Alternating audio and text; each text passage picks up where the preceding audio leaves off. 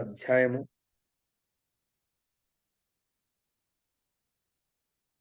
వరాహ భగవానుడు హిరణ్యాక్షుని నడుమ యుద్ధము. మైత్రేయ ఉవాచ తదేవ మాకర్ణ్య జలేశ భాషితం మహామనాస్తద్విగనయ్య దుర్మదః హరేర్విదిత్వా గతిమంగనారదాత్ రసాతలం నిర్వివిశేషత్వరాన్వితః. రెండవ శ్లోకం.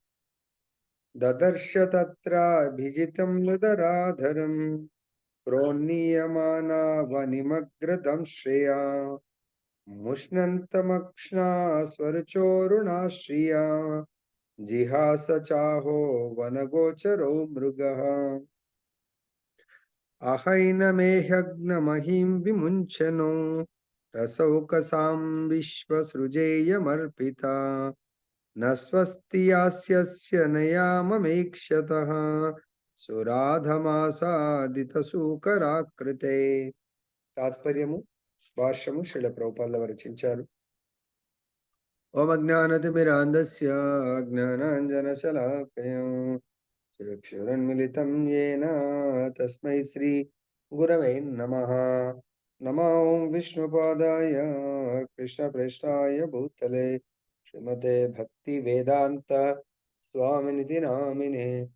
నమస్తే సరస్వతీ దేవీం గౌరవాణి ప్రచారిణే నిర్విశేష శూన్యవాది పాశ్చాత్యాదీశతారిణి. జయ శ్రీకృష్ణ చైతన్య ప్రభు నిత్యానంద శ్రీ అద్వైత గదాధర శ్రీవాసది గౌరభక్త వృంద. హరే కృష్ణ కృష్ణ కృష్ణ హరే హరే హరే రామ రామ రామ హరే హరే. जय बोलो ग्रंथराज श्रीमद् भागवतम की जय. श्री श्री राधा रमन लाल की जय. जगन्नाथ बलदेव सुभद्रा महारानी की जय. गौर निताय भगवान की जय. जगत गुरु श्री ప్రభుపాద की जय. श्री श्रीपाद गुरु महाराज की जय. तो ఈ యొక్క శ్లోకము మైత్రేయుడు చెప్తున్నారు. మైత్రేయుడికి భగవంతుడు బోధించారు. మైత్రేయ మునికి తర్వాత ఇంకొకరు ఎవరు? మైత్రేయుడు తర్వాత వీళ్ళ యొక్క కృష్ణుడి యొక్క సహోదరుడైనటువంటి ఎవరు? ఇద్దరికి కలిపి భాగవతాన్ని చెప్తారు.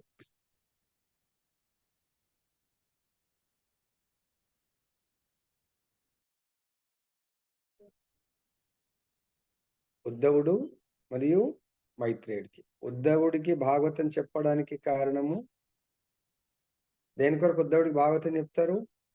బద్రికాశ్రమంలో బద్రీనారాయణ దగ్గర తపస్సు చేస్తున్నటువంటి నరనారాయణ ఋషులు భగవంతుడి గురించి వెయిట్ చేస్తూ ఉన్నారు. ఎందుకు?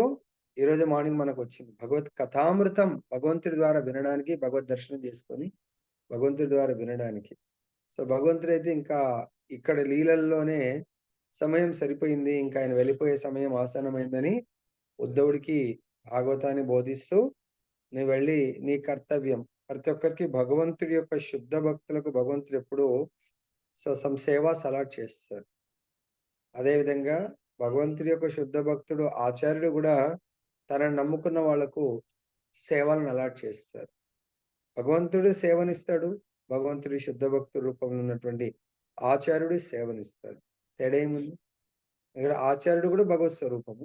భగవంతుడు ఏం చేస్తాడో ఆచార్యుడు అదే చేస్తాడు. ఇంకా యాక్సెప్ట్ చేసేది శిష్యుల యొక్క దాన్ని ఏమంటారు, వాళ్ళ కెపాసిటీ. భగవంతుడి దగ్గర ఎవరైతే శరణాగతి పొందుతారో ఇంకా కెపాసిటీ ఏముండదు. సంపూర్ణ శరణాగతి అక్కడ భగవంతుడి లోపలనే సర్వం చూసుకుంటారు. ఉద్ధవుడు ఆయన ఫ్యామిలీ ఉంది, ఆయనకి రాజ్యం ఉంది, ఎవ్రీథింగ్ ఉంది. కానీ వాళ్ళకి తెలుసు సర్వస్వం భగవంతుడి లోపలనే ఉంది. ఏదైతే భగవంతుడు చెప్తాడో అది విని అది చెయ్యడానికే నేను ఇక్కడ ఉన్నాను, ఇంకా వేరే ఏం లేదు అనేది వాళ్ళు సంపూర్ణంగా అర్థం చేసుకొని భగవంతుడు చెప్పింది 10, 20, 30 కాదు 100% చేయడానికి ప్రయత్నం చేస్తారు. ప్రయత్నంగా చేస్తారు అంతే. ఉద్ధవుడు బద్రికాశ్రమానికి కాలినడకన తపస్సు చేస్తూ వెళ్ళిపోయాడు. అజయ్ గృహస్థాశ్రమాన్ని వదిలేసి ఆయన కంప్లీట్ గా ఒక సన్యాసిలాగా వెళ్ళిపోయాడు. అదేవిధంగా సో సన్యాసి అంటే ఏంటి? భగవంతుడికి సంపూర్ణ శరణాగతి. ఓకే, గృహస్థ ధర్మంలో ఉండి కూడా కంప్లీట్ శరణాగతి పొందొచ్చు. ఎలా శరణాగతి అంటే ఏంటి? కంప్లీట్ భగవంతుడు ఏది చెప్తే ఆ విధంగానే నడుచుకోవడం. దట్ ఈస్ ద సంపూర్ణ. ఇంకేమంటారు మన ప్రభుపాద వారు? సన్యాసి కంటే కూడా ఇంకా ఉన్నత స్టేజ్, పరమాంస స్టేజ్ గృహస్థులు. ఎటువంటి గృహస్థులు? కంప్లీట్ శరణాగతి పొంది భగవంతుని సేవించేటువంటి గృహస్థులు పరమాంస స్టేజ్ అని వాళ్ళు. భక్తి వినోద్ ఠాకూర్ గృహస్థనే, పరమాంస ఆయన, గోస్వామి. గోస్వామిని వాళ్ళు షడ్ గోస్వామిస్ ఈ యొక్క భౌతిక ప్రపంచంలో ఉన్నటువంటి వాళ్ళు చేస్తున్నటువంటి కర్తవ్యాలను, వాళ్ళు చేస్తున్నటువంటి భౌతిక కర్మను వదిలేసి సంపూర్ణంగా చైతన్య మహాప్రభు వాళ్ళని రమ్మన్నారు, వెళ్ళిపోయారు. అర్జునుడు వెళ్ళిపోతా అంటే వద్దు, గృహస్థ ధర్మంలో ఉండి సేవ చేయ అంటే భగవంతుడు ఏది చెప్తే అది చేయటము మన యొక్క ఉత్తమ ధర్మము. లేదు భగవంతుడు ఒకటి చెప్తే, ఆచార్యుడు ఒకటి చెప్తే, మనం ఒకటి చేస్తే దట్ ఈస్ నాట్ ప్రభుజీ శాస్త్రంలో ఉంది కదా, నేను అది పాటిస్తాను. భగవంతుడి శాస్త్రంలో చాతుర్వర్ణం మయా శిష్టం గుణ కర్మ విభూషి, 4 వర్ణాలు 4 ఆశ్రమాలు ఉన్నాయి. భగవంతుడు ఏ ఆశ్రమం వాళ్ళతో ఏ విధంగా సేవ తీసుకోవాలి అనుకుంటే ఆ విధంగా సేవ చేయాలి. కానీ సో అర్జునుడు ఉన్నాడు, క్షత్రియుడు, లేదు నేను బ్రాహ్మణ ధర్మాన్ని తీసుకొని సేవ చేస్తాను అంటే స్వధర్మము పరధర్మం కంటే ఎంతో మేలు అని చెప్తున్నారు. నీకు ఆ స్వధర్మము చేసేటువంటి భగవంతుడు భుజబలము, బుద్ధి బలాన్ని ఇచ్చాడు. ఆ రెండు క్షత్రియ ధర్మాన్ని నిర్వర్తించడానికి కొరకు, ధర్మాన్ని స్థాపించడానికి కొరకు ఉపయోగించుకుంటున్నాడు. కానీ ఆ రెండింటిని వదిలేసి నేను వైరాగ్యంలాగా, వానప్రస్థంలాగా వెళ్ళిపోతానంటే ఇట్ ఈస్ నాట్ కరెక్ట్. అదే విదురుడు మైత్రేయుని దగ్గర విన్న తర్వాత మళ్ళీ వాళ్ళ రాజ్యానికి వచ్చిన తర్వాత ఎవరికి బోధించాడు? ధృతరాష్ట్రుడికి బోధిస్తాడు. సో మీరు ఇంకా ఈ రాజ్యాన్ని పట్టుకుని రాజ్యాల భోగాలు, అందులో మీ తమ్ముని కుమారుల్ని ఏ రోజు మీరు వాళ్ళని చక్కగా చూసుకోలేదు. అటువంటి వాళ్ళ దగ్గర భోజనం చేస్తూ, ఆశిస్తూ, వాళ్ళు ఇచ్చేటువంటి భోగాలను అనుభవిస్తూ ఈ ఏజ్ లో ఉండడము మీకు కరెక్ట్ కాదు. కాబట్టి మీరు వానప్రస్థ జీవితం తీసుకొని అరణ్యాలకు వెళ్ళి తపస్సు చేసుకొని ఇంకా జీవితాన్ని చాలించండి అని చెప్తాడు. సో కాబట్టి అది చెప్పడానికి విదురుడు మైత్రేయముని దగ్గర వినడం. సో అటువంటి బద్రికాశ్రమము ఇప్పుడు కూడా అటువంటి సాధు సంతులు, ఉద్ధవుడు సాక్షాత్ భగవంతుడు, బద్రీనారాయణుడు స్వయం ఆయన ఉంటారు అక్కడ. ఆయనతో పాటు గుప్తంగా ఎంతో మంది మహాత్ములందరూ ఉంటారు. ఉండరు అనేది కాదు, అటువంటి పవిత్ర స్థానానికి కేవలం ఇలా వెళ్ళి వస్తే కూడా చాలను. సో మనది మొత్తం ఈ ఏమంటారు ఆధ్యాత్మిక చైతన్యం. బద్రి గాని, బృందావన్ గాని, మాయాపూర్ గాని, అక్కడ వెళ్తే అక్కడ కూడా మన చైతన్యం ని డౌన్ చేసే వాళ్ళు కూడా వస్తారు. మనని భౌతిక చైతన్యం తీసుకొచ్చే వాళ్ళు కూడా వస్తారు. కానీ మనం అటువంటి వాళ్ళ సాంగత్యాన్ని కోరుకోకూడదు. గుర్తుపెట్టుకోండి. మనం వెళ్తున్నామంటే చాలా మంది కంప్లైంట్ చేస్తూ ఉంటారు, ప్రభు టూర్లో ఇలా ఉండే అలా ఉండే. టూర్లో మనకు కావాల్సింది అక్కడ ఆన్ ది వే ఆయన వెళ్తా ఉన్నాడు. ఎవరు? ఉద్ధవుడు. దేన్ని తీసుకొని వెళ్తున్నాడు? భగవంతుని తీసుకొని వెళ్తున్నాడు. ఏ రూపంలో? భగవత్ సందేశం రూపంలో వెళ్తున్నాడు. వెళ్తూ వెళ్తూ ఎంతో మందిని ఉద్ధరించుకుంటూ వెళ్తాడు. గోల్ ఇక్కడ మధ్యలో ఆగిపోవడం కాదు. గోల్ భగవంతుడి యొక్క ఏదైతే ఆదేశం ఉందో ఆదేశం అక్కడ రియల్ భగవద్ జ్ఞానాన్ని, భాగవత జ్ఞానాన్ని వాళ్ళకి అందించడానికి. అదే మనకు పరంపరలో ఇక్కడ అసురులు, దానవులు దేని కొరకు ఉత్సాహంతో ఉంటారు, అదే భక్తులు దేని కొరకు ఉత్సాహం కూడా పరమోత్సాహంతో ఉంటారు. చూద్దాం మనం ఇక్కడ. ఓకే, మైత్రేయుడు కొనసాగించాడు. దుర్మధుడును అహంకారియును అగు ఆ దానవుడు వర్ణుని పలుకులను లక్ష్య పెట్టలేదు. ఓ విధరా శ్రీహరిని గూర్చిన వివరణను నారదుని ద్వారా తెలుసుకొని త్వరితగతిని అతడు రసాతలంలో ప్రవేశించను. సో నారదుడిని పాపం దానవులు, దేవతలు ప్రతి ఒక్కరు కూడా గౌరవిస్తారు, సత్కరిస్తారు, ఆదరిస్తారు. సో నారదుడు త్రిలోక సంచారి. ప్రతి ఒక్కరిని కూడా సమదృష్టితో చూసేటువంటి నారదుడు. మరి అటువంటి నారదుడికి ఆ పోస్ట్ ఎలా వచ్చింది? ఆయన కూడా 2 జన్మలు, గత జన్మలు చూసినట్టయితే ఆయన దాసీపుత్రుడి కంటే గంధర్వుడు ఉంటాడు. అక్కడ చేసినటువంటి ఆహ్, తప్పిదమే అనుకోవచ్చు. సో ఒకరోజు ఇంద్రుడు ఏదో సభని ఏర్పాటు చేస్తాడు. విష్ణువుని గ్లోరిఫై చేసేటువంటి సభ. కానీ అక్కడ వేరే వాళ్ళు చాలా అద్భుతంగా, చాలా బ్యూటీగా తయారవుతారు. సో ఆయన పాడుతూ, గంధర్వుడు పాడుతూ వీళ్ళని చూసి మైమర్చి విష్ణువుని గ్లోరిఫై చేయకుండా వీళ్ళని చేయడం వల్ల ఆయనకు శాపమొస్తుంది. నువ్వు చేయవలసినటువంటి ధర్మము విష్ణు స్తుతి ఆ రోజు. అది చేయకపోవడం వల్ల ఆయనకు నీకు గంధర్వుడిగా ఉండే అర్హత లేదు. నీకు ఒక శూద్రుడిలాగా శూద్రుడికి ఎవరిని గ్లోరిఫై చేస్తాడు? భగవంతుని చేయడు. భౌతికాన్ని చేస్తాడు. భౌతిక ప్రకృతిలో ఉన్నటువంటి అందాన్ని గ్లోరిఫై చేస్తాం. దాన్ని అనుభవించాలనుకుంటా ఉంటాం. కాబట్టి నీకు అర్హత లేదు కాబట్టి, ఈరోజు నువ్వు శూద్ర చైతన్యంలో ఉన్నావు కాబట్టి శూద్రుడిగా జన్మించు అని శపిస్తారు. వెళ్ళి శూద్రుడి దాస్యపుత్రుడిలాగా జన్మ తీసుకుంటాడు. సో, అప్పుడు నిన్న బలరామకృష్ణ ప్రభు ఏదో డౌట్ అడిగినట్టున్నారు. సో, ప్రభుజీ లాస్ట్ లైఫ్‌ది మనం తెలుసుకుంటే మహారాజ్ తెలుసుకోవచ్చా? తెలుసుకుంటే ఏమవుతుందనేది. సో, ఇక్కడ చరిత్ర అంతా ఉంది. లాస్ట్ లైఫ్ అంతా కూడా తెలుసుకోవచ్చు. చరిత్రలో నిజంగా ఏదైతే అవసరమో అవి రాస్తారు. దాని ద్వారా మన నిన్న మహారాజు గారు చెప్పినట్టుగా కృష్ణ చైతన్య పురోగతిలో వెళ్ళడానికి కొరకైతే, ఆ ప్రాసెస్‌లో ఉండడానికైతే లాస్ట్ లైఫ్ అందుగురించి ఆచార్యుల లాస్ట్ లైఫ్ రాస్తారండి. ఎన్నో మనం తెలుసుకోవచ్చు. ఇప్పుడు రూప గోస్వామి ఉన్నారు. రూప గోస్వామి యొక్క లాస్ట్ లైఫ్ ఏంటి? రూపమంజరి. సో, ఆ విధంగా ఆ! హ్మ్. మన ఆచార్యుల యొక్క లాస్ట్ లైఫ్ అంతా గూడా ఎక్కడుంటది? గోలోక బృందావనం. మన లాస్ట్ లైఫ్ దెలుసుకుంటే మనం బద్ధజీవులం. ఈ జీవితంలో మనం ఎన్నో కష్టాలను అనుభవిస్తాం. అది గూడా మేబీ మన శాస్త్రాల్లో ఉంది. అది గూడా తెలుసుకోవాలంటే ఆ విద్యను అభ్యసించొచ్చనుకోండి. కానీ దానివల్ల ఎవరు గూడా ప్రకృతికి విరుద్ధమంట. అది జీవించలేరు వాళ్ళు. అర్థమైందా? సపోజ్ ఎగ్జాంపుల్ చెప్తాను. లాస్ట్ లైఫ్‌లో నా పిల్లలే నన్ను చాలా చిత్రహింసలు అంటే నేను వాళ్ళని చిత్రహింసలకు గురి చేశాను. ఇప్పుడు వాళ్ళు నాతో ఆహ్, దాన్నేమంటారు? నన్ను చిత్రహింసలకు గురి చేయడానికి నా కూతురొచ్చిందనుకుందాం. హ్మ్.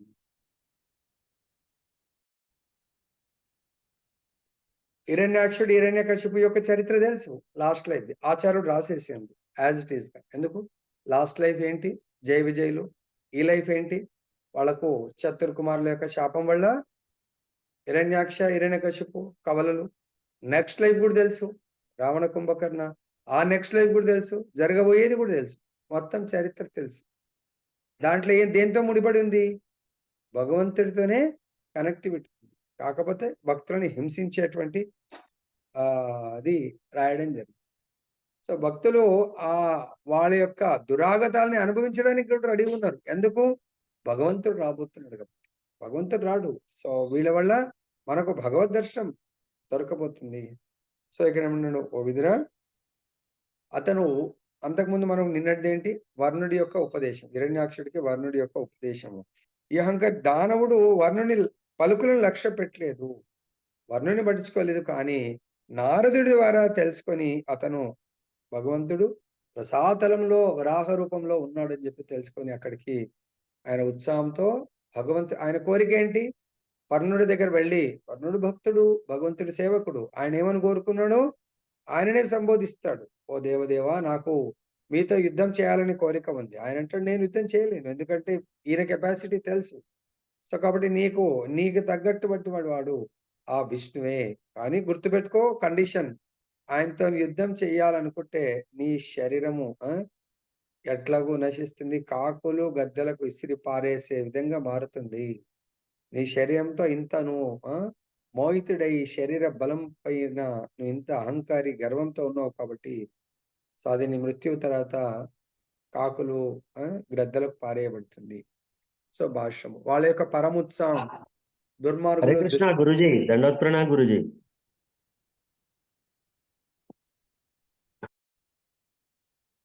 కాబట్టి ఇక్కడ ఎక్కడ ఉన్నాం మనం? సో కాబట్టి కంసుడు విన్నాడు, అది ప్రకృతి, అది భగవంతుడి లీల జరగాలి కాబట్టి, అది కూడా మిగతా 7 ఆ లీలలో భాగం కాబట్టి, ఎట్లయితే శాంతను తర్వాత ఇంకెవరిది అక్కడ కూడా వాళ్ళకి తెలుస్తుంది కదా ముందే, భీష్ముడి యొక్క తండ్రి తల్లి గంగాదేవి,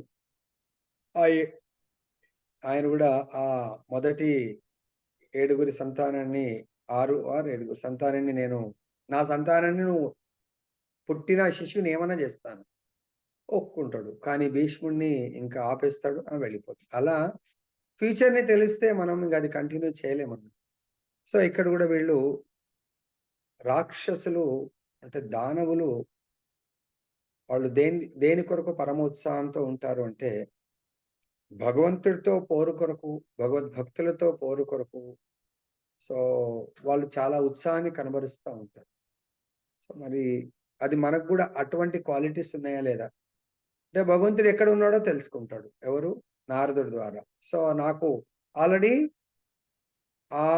నీకు ఈక్వల్, నీ సరి సమానమైన వాడు కేవలం విష్ణువు, ఈ ప్రపంచంలో నీకెవరు లేరు అంటే ఇంకా అహంకారం, గర్వం, నేను చాలా గొప్పవాడైతే దేవతలు ఎవరు నాకు ఇంకా సరి సమానం లేరు కాబట్టి ఆయన దగ్గర. మరి ఆయన ఎక్కడ ఉన్నాడు? నారదుడు చెప్తాడు, కేర్ ఆఫ్ అడ్రస్ రసాతలంలో ఉన్నాడు. సో అక్కడికి వెళ్తున్నాడు. లౌకిక యుద్ధ కాములు బలశాలి యగు శత్రువుతో భగవానుడు పోరుటకైనను జంకరు. సో కాబట్టి లౌకిక యుద్ధ కాములు. సో కాబట్టి ఇక్కడ మనకు ఇంత పెద్ద రాక్షసులు ఈ రూపంలో ఇలా ఉండకున్నా లోపల వాళ్ళ హృదయంలో హిరణ్యాక్ష కంటే కూడా చాలా పవర్ఫుల్, లోపల ఏమంటారు, ఈర్ష్య, ద్వేషము, అసూయతో నిండినటువంటి రాక్షసత్వం ఉంది ఈ రోజుల్లో. వాళ్ళు ఇంకా నయం, చాలా వాళ్ళకు కూడా కొంత ఏమంటారు, నారదునన్నా ప్రేమిస్తారు, వాళ్ళు నారదుడికి గౌరవిస్తారు. ఇక్కడ ఎవ్వరికీ లేదు ఇలా. ప్రతి ఒక్కరు మనం చూసాం, మనం 3-4 ఏళ్ల కింద సంథింగ్ కరోనా అప్పుడు అనుకుంటా, నిర్దాక్షిణ్యంగా సాధువులను ఎలా చంపేశారు, అర్థమైందా? చాలా ఈ ప్రపంచంలో చాలా ఘోరంగా ఉంటారండి. బలిశాలి శత్రువుతో పోరాట కూడా వాళ్ళు ఎవరినని చూడరు, పోరాటానికి ముందుకు వెళ్తూ ఉంటారు. వాళ్ళకు నిజంగా నష్టం జరగబోతుందని తెలిసినా కూడా దాన్ని వాళ్ళు విశ్వసించరు, ముందుకెళ్తారు. నిజంగా తనకు ప్రతిద్వంద్వి అయిన ఒక యోధుడు ఉన్నాడని వర్ణుని ద్వారా తెలుసుకొని దానవుడు మిగుల ఉత్సాహపూరితుడయ్యను. విష్ణువుతో యుద్ధము కావించడం ద్వారా అతడు కుక్కలకు, నక్కలకు, రాబందులకు ఆహారము కాగలడని వరుణుడు భవిష్యత్తు పలికినప్పటికీ ఆ దానవుడు మాత్రము యుద్ధము చేయుటకై శ్రీహరిని వెదకుట యందు పరమోత్సాహమును గూడి ఉండెను. దానవులు అల్పబుద్ధి కలవారైనందున అజితునిగా అంటే ఎప్పుడు విజయాన్నే పొందేవాడు, ఎప్పుడు పరాజయం లేనటువంటి వాడు, తెలియబడు విష్ణువుతో పోరాటమునకు తెగింతురు. అంటే ఇక్కడ చూడండి, దానవులు తనకి ఏది అవసరమో అంతవరకు తీసుకుంటారు. సో కొన్నింటిని పట్టించుకోరు. ఇక్కడ ఏమన్నాడు, నీకు యుద్ధము చెయ్యాలి, నీ యుద్ధ కోరిక నెరవేర్చేవాడు ఆ విష్ణువు. కానీ గుర్తుపెట్టుకో, ఆయనతో యుద్ధానికి నువ్వు వెళ్తున్నావు కదా, తర్వాత ఈ శరీరము కాకులకు, గ్రద్దలకు మాత్రం ఆహారంగా కాగలదు ఆయనతో యుద్ధం చేస్తే. దాని మీనింగ్ ఏంటి? ఆయనతో పోరాటానికి వెళ్తే, అదే ఆయనతో భక్తి కొరకు వెళ్తే మనకు నిజమైనటువంటి ఉపయోగం ఉంటుంది. ఆయనకు ఏమంటారు, అగెనెస్ట్గా, ప్రతికూలంగా ఆయన గాని, భగవంతుడు గాని భగవద్భక్తులకు హింసించేట్టుగా ఆయనకు ప్రతికూలమైనటువంటి వాతావరణాన్ని క్రియేట్ చేస్తే మనందరిది కూడా కుక్కలకు, నక్కలకు, రాబందులకు ఆహారము మన పరిస్థితి. అంటే అక్కడ దీని సందేశం ఏంటంటే భగవంతుడితో పోరాటానికి వెళ్తే ఇదే పరిస్థితి, భగవద్భక్తులతో పోరాటానికి వెళ్తే ఇదే పరిస్థితి అని మనము గ్రహించవచ్చు. సో చూడండి, భగవంతుణ్ణి గ్లోరిఫై చేయకుండా భౌతికాన్ని గ్లోరిఫై చేసినందుకు నారదుడికి దాస్యపుత్రుడిగా జన్మించాడు. అక్కడ దాసీపుత్రుడిగా జన్మించిన తర్వాత నిన్న మనకేమొచ్చింది? సహజంగా శోకం గురించి ఏదో వచ్చింది మనకి కదా! దాన్ని ఏమన్నారు? మన యొక్క ఈ హ్మ్. రసాలు సహజంగా ప్రతి ఒక్కరి లోపల ఆ పదం ఏమొచ్చింది? శోకం రావడానికి తర్వాత ఏదో సంథింగ్ వచ్చిందనుకుంటా. ఆహ్, అర్జునుడు తర్వాత కృష్ణుడు గూడా అర్జునుడితో యుద్ధ భూమిలో దూరం వెళ్ళినప్పుడు అభిమన్యుడు అక్కడ మృత్యువు చెందుతాడు గానీ, ఆ వాతావరణం అంతా గూడా చేంజ్ అయిపోతుంది. కృష్ణుని ఫేస్‌లో చేంజ్ అవుతుంది. సో, అది సహజంగా వస్తుంది. కానీ ఇక్కడ నారదుడి విషయంలో అందుగురించే శ్రీపాద మహారాజ్ అడగడం జరిగింది. నారదుడి విషయంలో ఆయన దాస్యపుత్రుడిగా ఉన్నప్పుడు తండ్రి చిన్నప్పుడు చనిపోతాడు. ఆయన బాధపడలేదు. తల్లి ఆయన 4, 5 ఇయర్స్ ఉన్నప్పుడు ఆమె గూడా చనిపోతుంది పాము కాటు ద్వారా. అప్పుడు ఆయన శుద్ధ భక్తులను సేవిస్తూ వాళ్ళ యొక్క శరణాగతిలో ఉంటాడు. చిన్న బాలుడే. ఆయనింక నా తల్లి లేకుంటే నేను బ్రతకలేను, జీవించలేను. స్వామి మీరింత పెద్ద పెద్ద గొప్ప గొప్ప స్వామీజీలు, సన్యాసులు, భక్తులు నా తల్లిని రక్షించండి అని ఏమన్నా వేడుకున్న ఆచార్యుల దగ్గర ఎక్కువ మటుకు వినాల మనం. సో, తర్వాత దాన్ని మనం డైజెస్ట్ చేసుకొని ఇంకా పరమాచార్యుల దగ్గర విన్న విషయాలు మళ్ళీ చెప్పొచ్చు మనం. అని నేనేం చెప్పలేకపోయాను నేను. కాబట్టి ఇక్కడ ఏం చెప్తారంటే నారదుడి యొక్క భాగవతంలో ఉంది. మీరు వీలైతే భాగవతం ఎన్నో బుక్స్ చదువుతున్నారు. నిన్న మహారాజు గారు గూడా గైడ్ చేశారు. మహాభారత్ కంటే గూడా యాక్చువల్లీ మహాభారత్ ఎవరు చదవాలి? ఎవరి కొరకు అడ్వైస్ చేశారు ఆచార్యుడు? మహాభారత్ ఈస్ మెంట్ ఫర్ ఇద్దరి కొరకు. ఇద్దరు ఆర్ ముగ్గురు. అంటే 2 వర్గాల వాళ్ళు. ఎవరు వాళ్ళు? వానప్రస్థ ప్రభుజీ.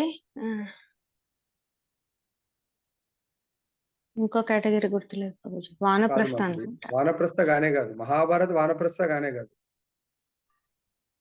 చాలా సార్లు ప్రభుపాద చెప్తారు. అల్పజ్ఞులకి, స్త్రీలకి, శూద్రుల కోసం అని ఇటువంటి మీరు ఆ మహాభారతం. ప్రభుపాద చెప్పిన రోజే మీరుండరు. అందు గురించే మీకు తెలుస్తలేదు. మీరు ఒకవేళ ఆన్‌లైన్‌లో ఉండకపోతే ఆఫ్‌లైన్ అంటే లైక్ ఆ క్లాస్ అన్నా వింటే మీకు తెలుస్తది. ఏమనుకోకండి నేను అట్లా అన్నా అని. ఎప్పుడైతే అయ్యో మన పర్లేదు ప్రభుజీ, మీకు ఆ రైట్ ఉంది. ఏది అనాలన్నా గానీ మీకే ఎప్పుడైనా ఉంది పని ప్రభు. ఉంటే నో ప్రాబ్లమ్ అందరికి పని ఉండి అబ్సెంట్ అవుతాం. ఆ అబ్సెంట్ అయిన రోజు ఖచ్చితంగా ఏదైతే క్లాస్ మీద అది వినండి. మీకు చాలా ఉపయోగకరంగా ఉంటుంది. మన పిల్లలనైతే కోచింగ్ ఎప్పుడైనా పోతే, నాన్న రికార్డింగ్స్ పెడతారని సార్‌లకి అడిగి, సార్ మరి ఆ రికార్డింగ్స్ పంపించండి మా అబ్బాయి వింటాడు అని మనమేమో రిక్వెస్ట్ చేస్తాం. డబ్బులు కడతాం కాబట్టి. సార్ మరొక్క 2 రోజులు ఊరికెళ్తున్నాం సార్ మా వాడు పర్మిషన్ తీసుకొని లెటర్ రాసేసి వస్తాం.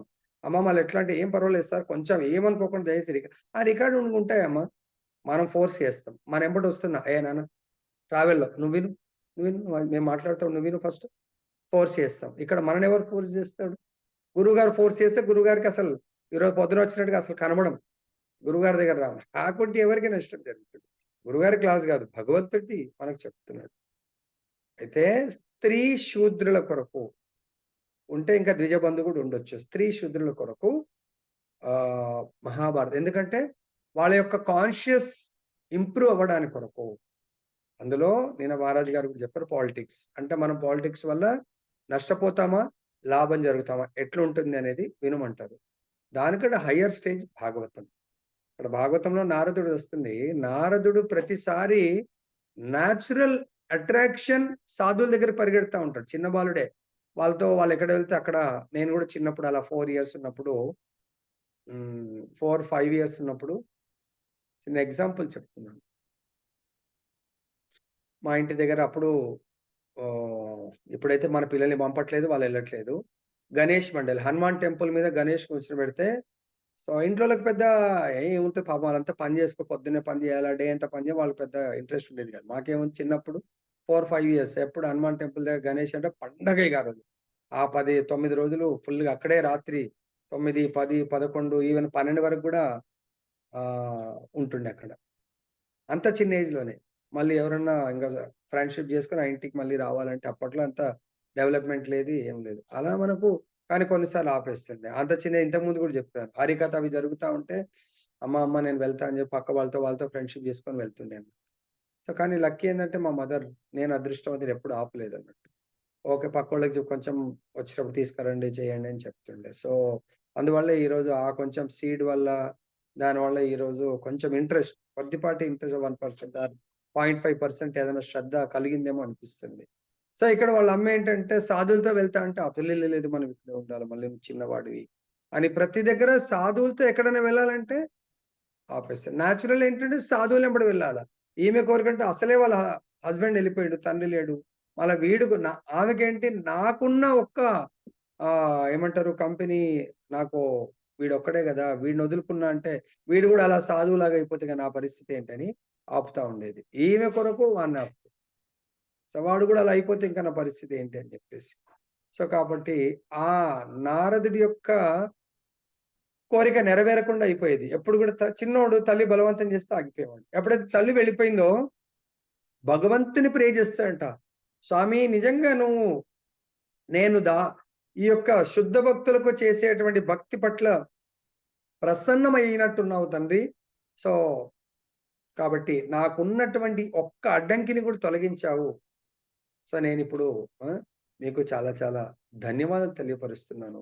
నాకు ఇప్పుడు సంపూర్ణంగా సాధువుల యొక్క శరణాగతి పొంది ఈ లైఫ్ ని సార్థకత చేసుకుంటాను, ఈ జీవితాన్ని భగవంతుని వేడుకుంటాడు. ఆ కాన్షియస్ తో ఆయన ఆ జీవితంలో సాధు సంఘ సాధువుల యొక్క సాంగత్యం తీసుకుంటాడు. దానికి ఏంటి సాధు సంఘ సర్వశాస్త్ర కోయ్. ఆ లాస్ట్ లైఫ్ లో అన్ని సర్వశాస్త్రాలన్నింటినీ కూడా ఆయన అర్థం చేసుకుంటాడు. తర్వాత అర్థం చేసుకొని ఏమైంది, లవమాత్ర సాధు సంఘ సర్వసిద్ధి హోయ్. వాళ్ళ యొక్క లవమాత్ర సాధు సంఘతోనే అన్ని సిద్ధులు మనకు సమకూరుతాయంటే ఆయన జీవితం అంతా సాధువుల సాంగత్యం తీసుకున్నాడు. నెక్స్ట్ లైఫ్ చూస్తే ఆ శరీరం మొదలైనగానే నారదుడి యొక్క లైఫ్ వచ్చింది. సో కాబట్టి ఇక్కడ మనం దానవులు ఎప్పుడు కూడా భగవంతుడి పట్ల, భగవంతుడి యొక్క భక్తుల పట్ల అటాక్ చేయడానికి ప్రయత్నం చేస్తూ ఉంటారు. కానీ భక్తులు ఎప్పుడు ఏం చేస్తారు, అనుకూలమైనటువంటి సేవకు పరమోత్సాహాన్ని చూపిస్తారు. అభక్తులు దానవులు ప్రతికూలమైనటువంటి వాళ్ళు సేవను, ప్రతికూలమైనటువంటి అంటే యుద్ధం లాగా వాళ్ళతో వెర్బల్ గాని డైరెక్ట్ ఫిజికల్ గాని చేయడానికి ఉత్సాహాన్ని వాళ్ళు కనబరుస్తూ ఉంటారు. దానివల్ల వాళ్ళు నష్టపోతారు. అంటే వాళ్ళంటే జయ విజయాలు అంటే అల్టిమేట్ మళ్ళీ భగవంతుడి యొక్క ఇచ్ఛానుసారం వచ్చిండ్రు.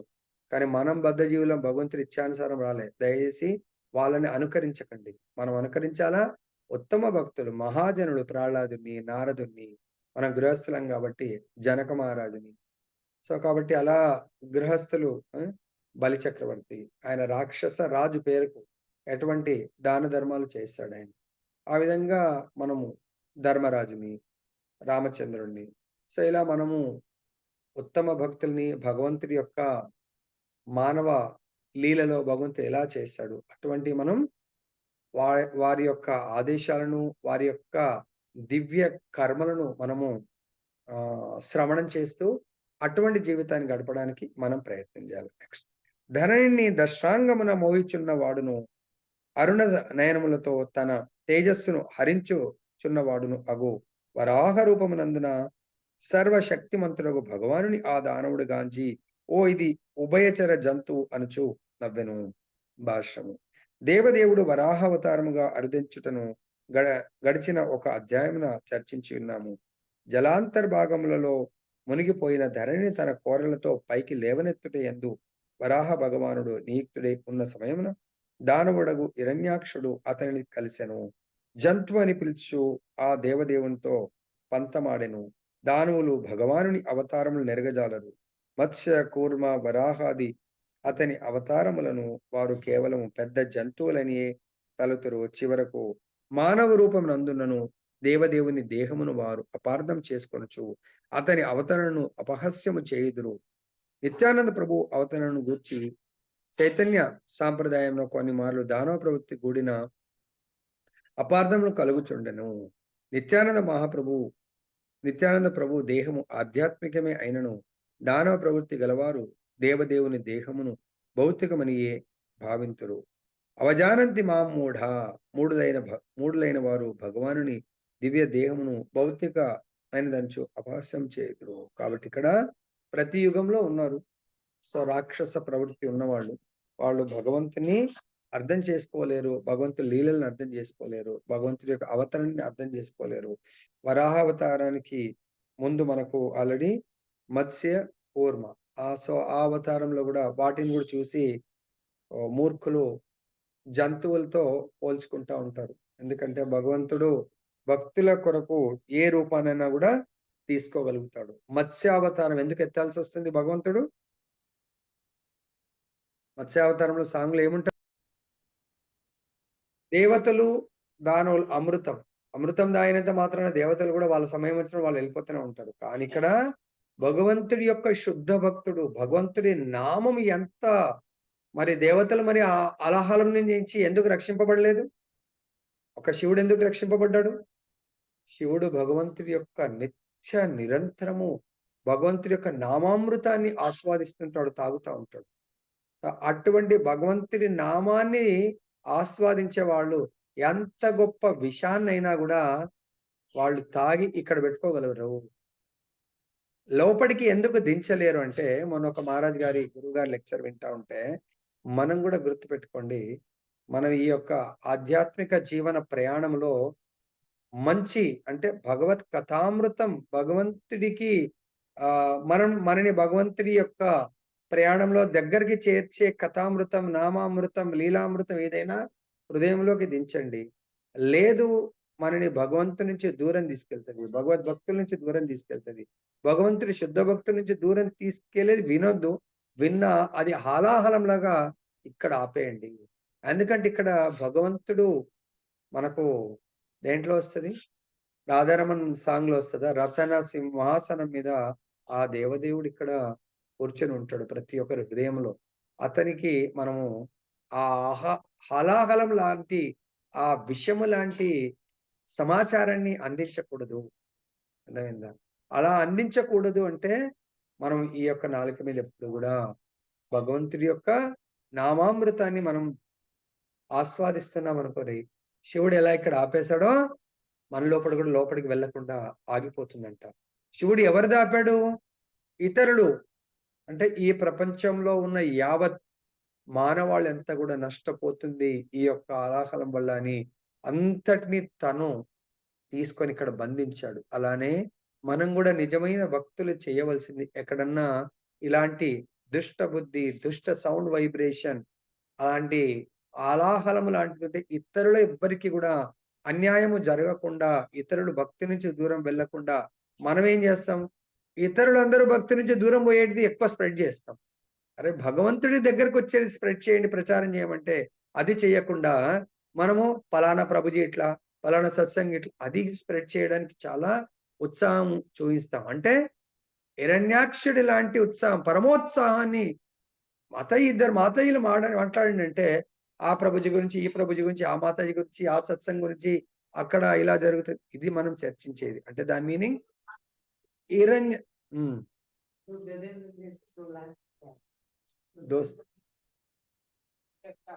సో మాతాజీ మంచి కొటేషన్ ఇచ్చారు. ఇద్దరు సంతులు కలిస్తే భగవత్ కథామృతం జరుగుతుంది. ఇద్దరు మహారాజ్ చెప్తా ఉంటారు, ఇద్దరు గాడిదలు కలిస్తే, రెండు గాడిదలు కలిస్తే ఏమవుతుంది? రెండు లాత్, అవి రెండు లాత్ దాంట్లో ఆ తన్నుకోవడంలో ఆనందిస్తాయంట అవి రెండు కలిసి. కానీ అదే ఇద్దరు సాధువులు కలిస్తే భగవంతుడి చర్చ గురితో ఆనందిస్తారు. సో కాబట్టి మనకి ఇక్కడ హిరణ్యాక్షుడు భగవంతుడి యొక్క సేవకుడిని కలిశాడు. ఎవరిని? వర్ణుణ్ణి. చెప్పాడు నాయనా ఇది అని. వాడికి ఆనందం రాలేదు. సంతుని కలిశాడు, గొప్ప సాధువు నారదుణ్ణి. వాడి కోరికంతా పోరాటమేనా, పోరాటానికి వెళ్ళాడు. అది అడ్రస్ కనుక్కొని పోరాటానికి. మనం కూడా అంతే, అడ్రస్ కనుక్కొని పోరాటానికి కాదు మనం వెళ్ళవలసింది. మనం ఆ భగవంతుని యొక్క ప్రేమని పొందడానికి, భగవంతుడి భక్తుల ప్రేమని పొందడానికి వెళ్ళాలి. అర్థమైందా? నెక్స్ట్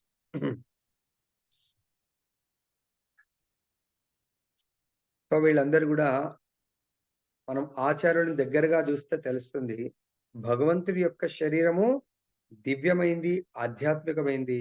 అదేవిధంగా భక్తుల శరీరం కూడా దివ్యమైంది, ఆధ్యాత్మికమైంది. నేను ఫిజికల్ గా నా కళ్ళతో చూశాను. జనరల్ గా మనం 1 రోజు 2 రోజులు చనిపోయిన తర్వాత ఈ శరీరము ఇలా పడుకొని ఉంటే ఇంకా అది మామూలుగా ఫ్లెక్సిబుల్ గా డాక్టర్లు చెప్పాలి. బెండ్ అవుతుందా ప్రభుజీ?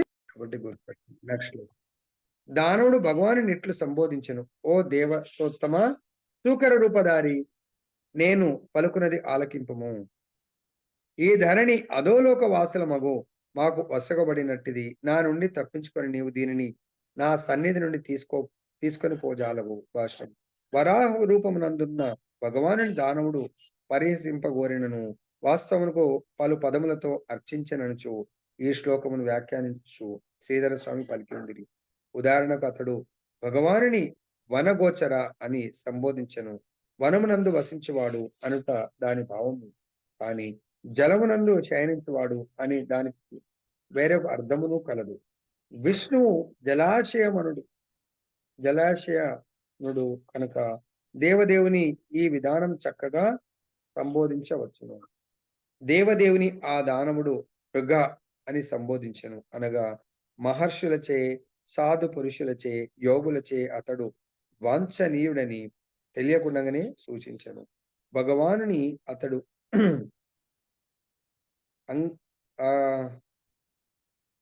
అజ్గన అంగ అని సంబోధించను.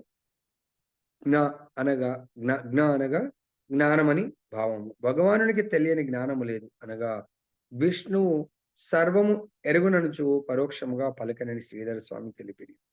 సురాధమ అనుచు దానవుడు పలికను. సుర అనగా దేవతలని భావము.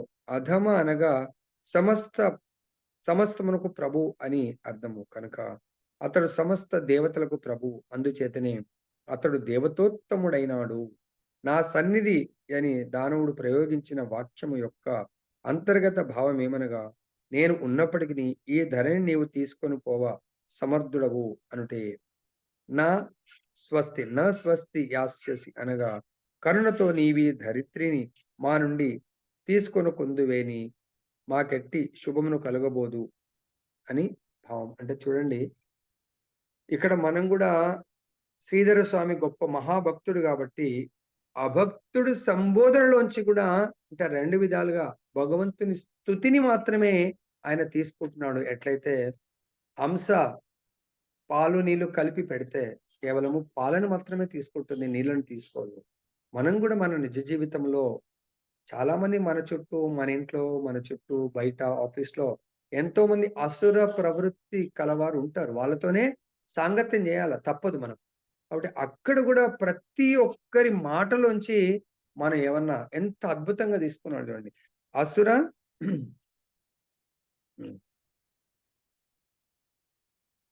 సురాధమ, సుర అధమ, కానీ ఎంత అద్భుతంగా దాన్ని కన్వర్ట్ చేశారు శ్రీధర. సుర అనగా దేవతలు, అధమ అనగా సమస్తమునకు ప్రభు. అదే మనమైతే సురాధమ అంటారే, నువ్వు నన్ను ఇలా తిడుతున్నావేంటి అని మనం అనుకుంటాం. కానీ ప్రతి ఒక్కరి దీంట్లో మనం అన్న ఇన్నర్ మీనింగ్, నిగూఢమైనటువంటి అర్థం ఏం చేసుకోవాలంటే, ప్రభుజీ ఇది అప్పటిది కదా, మన జీవితానికి ఏం పనికొస్తుంది, దీన్ని ఎలా ప్రాక్టికల్ గా తీసుకోవచ్చు అని మనం అనుకుంటే, సో అక్కడ హిరణ్యాక్షుడు భగవంతుడి యొక్క నిత్య సహచరి కాబట్టి ఆ పదాలు కొన్నిసార్లు తెలియని వాళ్ళకు ఒకలాగా అనిపించవచ్చు.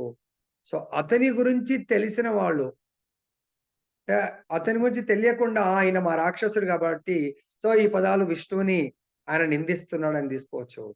కానీ ఎవరైతే హిరణ్యాక్షుడు భగవంతుడి శుద్ధ భక్తుడు అని తెలుసుకొని తను కూడా శుద్ధ భక్తుడిగా ఉన్నప్పుడు సో ఆయన ప్రతి మాటలని భగవంతుడు స్తుతిస్తున్నాడు అని అర్థం చేసుకున్నాడు.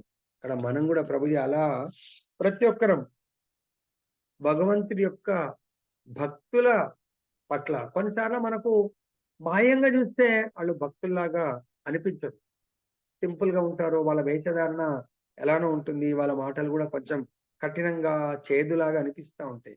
కానీ దాంట్లో అంటే బిగినర్స్ అయితే అంత అర్థం చేసుకోలేరు. సో కాబట్టి మనం ఏం చేయాలంటే, మన గురువు గారు శుద్ధ భక్తుడు మన నుంచి ఏం కోరుకుంటున్నాడు. సపోజ్ మన పిల్లలే ఉన్నారు, కొన్నిసార్లు మనం పిల్లల్ని దండిస్తాము, కొన్నిసార్లు ప్రేమిస్తాము, కొన్నిసార్లు వాళ్ళని వెర్బల్ గా దండించవచ్చు, ఫిజికల్ గా దండించవచ్చు. ఆ దండన వెనక వాడి లాంగ్ టైం మనం బాగును కోరుకుంటున్నాం. సో కాబట్టి కానీ ఆ విధంగా ఎవరు అర్థం చేసుకుంటారు? శాస్త్ర జ్ఞానాన్ని తీసుకున్న వాళ్ళు మాత్రమే అర్థం చేసుకోగలరు. సపోజ్ నిన్నటి ఎగ్జాంపుల్ ఎవరికో నిన్న చెప్పాను. సో ఇది మీకు మన గ్రూప్స్ ఉన్నాయి, చదువుతున్నారు. సో ఆ గ్రూప్‌లో చదవలేకపోయారు, చూడలేకపోయారంటే మీరు గ్రూప్‌లో ఉన్నారా? గ్రూప్‌లో ఉంటే పాపం శర్మ ప్రభు పెడుతున్నారు చూసుకోండి అంటే గ్రూప్‌లోంచే లెఫ్ట్ అయిపోయారు. ఇంక ఏం చెప్పాలో చెప్పండి. మరి వాళ్ళ తల్లి చూసుకుందా లేదో తెలీదు. అయ్యో! మా కూతురు గ్రూప్‌లోంచి లెఫ్ట్. దాంట్లో వచ్చేటి ఏంటి? అట్‌లీస్ట్ రోజు బుక్ చదవకున్నా దాంట్లో ఉన్నయి చూస్తున్నా ఒక మంచి మెసేజ్ ఇప్పుడు భగవంతుడిని నేను చూసుకుంటూ మీకు క్లాస్ చెప్తున్నాను. కంప్లీట్ భగవంతుడి యొక్క పాద పద్మాలు జగన్నాథ్ బలదేవ్ సుభద్రమయ్య రాధారమణ్ ఒక్క పదం కూడా నాకు నా నుంచి నా భక్తుల యొక్క హృదయాలు వాళ్ళు ఆ హృదయాన్ని మీకు దూరంగా తీసుకెళ్లకుండా అంటే నా పదజాలంతో వాళ్ళకు బాధ కలిగించకుండా స్వామి ప్రొటెక్ట్ చేయండి అని వేడుకుంటూ నేను ప్రయత్నం చేస్తా ఉంటాను. మరి వాళ్ళకి ఏమైనా బాధ అనిపించిందో తెలియదు. గ్రూప్‌లోంచే లెఫ్ట్ అయిపోయారు. ఇందాక మా వైఫ్ చెప్తా ఉన్నారు. "అరే! ఇలా ఎళ్ళిపోయారు ఏంటి?" అని చెప్పేసి. మరి వాళ్ళకు ఎన్నో గ్రూపుల్లో ఉంటారు. పిల్లల పనే వాట్సాప్‌లు. దాని తర్వాత ఏం చూస్తా ఉంటారు? యూట్యూబ్ చూస్తా ఉంటారు. ఎంత అద్భుతమైంది. తల్లిదండ్రి ప్రతిది ఒకటి తీసుకోలేరు. వాళ్ళకి కూడా ఉత్సాహం ఉండాలా? ఆ గ్రూప్‌లో యాడ్ అవుతే ఓహో! ఈరోజు మాది ఉంది. ఎంతవరకు తల్లి ఫోర్స్ చేస్తా ఉంటది, తండ్రి ఫోర్స్ చేస్తా ఉంటాడు. సో, వాళ్ళకి కూడా ఇంట్రెస్ట్ ఉండి దీంట్లో రుచి కల్పించుకొని ముందుకు వెళ్ళాలి. నారదుడు సొంతంగా తల్లి వెళ్ళిపోయిన తర్వాత ఆనందంగా ఆయన సేవ చేశాడు. నెక్స్ట్ లైఫ్ నారదుడిగా మారాడు. మరి మనం కూడా నెక్స్ట్ లైఫ్ అంటుంది. ఈ లైఫ్‌లోనే ముందుకు వెళ్ళాలంటే పొద్దున ఆల్రెడీ మనకు శంకర్ ప్రభు ఆయన ఎక్స్‌పీరియన్స్ ఈ యొక్క వితిన్ 2 ఇయర్స్ నేను ఈ 2 ఇయర్స్ 54, 55 ఏళ్ల జీవిత చరిత్రలో ఈ 2 సంవత్సరాలు, 3 సంవత్సరాలు ఈ ప్రయాణం లేకపోతే నా పరిస్థితి ఎలా ఉంటదని మన కళ్ళ ముందు అందరికి చెప్పినప్పుడు, మరి అది మన పిల్లలకు మనకు కూడా ఎక్స్‌పీరియన్స్ కావాల. మరి కాకపోతే ఇంకెవరేం చేయలేరు. కాబట్టి ఇక్కడ దానవ ప్రవృత్తి మనం పెంచుకుందామా? హిరణ్యాక్షుడిలాగా అవుదామా?